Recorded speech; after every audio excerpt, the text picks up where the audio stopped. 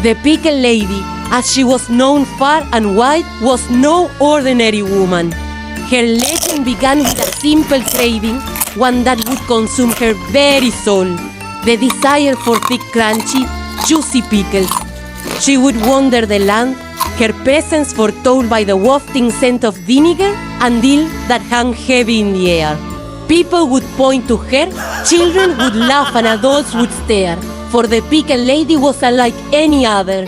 She was tall and statuesque, her features edged with a sense of wisdom beyond her years.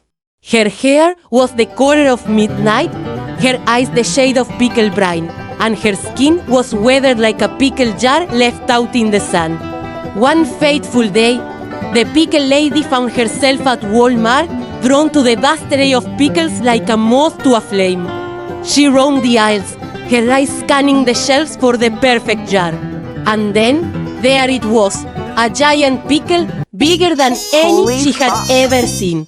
It was a thing of beauty, a testament to the power of the pickle, and the Pickle Lady knew that it was meant for her. She grabbed the jar with a strength that belied her delicate appearance, and carried it to the counter with a smile that could only belong to a woman who had found her purpose in life. The cashier, a strapping young man, no more than 25 years old, gazed up at the Pickle Lady with wide eyes. "That's a big one," he breathed, his voice barely audible over the sound of the conveyor belt. The Pickle Lady nodded, her eyes twinkling.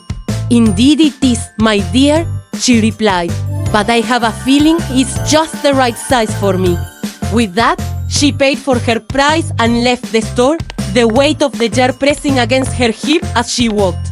She climbed into her old, rickety car, the interior littered with empty pickle jars and crumbs of pickle brine.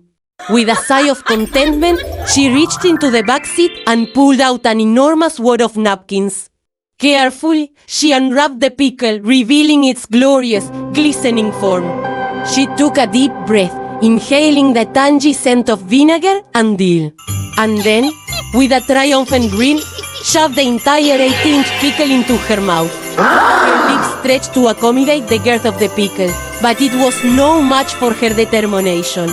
She bit down, feeling the crunch of pickle skin give way under her teeth. Juices exploded in her mouth, dripping down her chin and onto her chest. With brine dripping down her face, she almost choked on the juiciness and sudden blast of brine juice down her throat.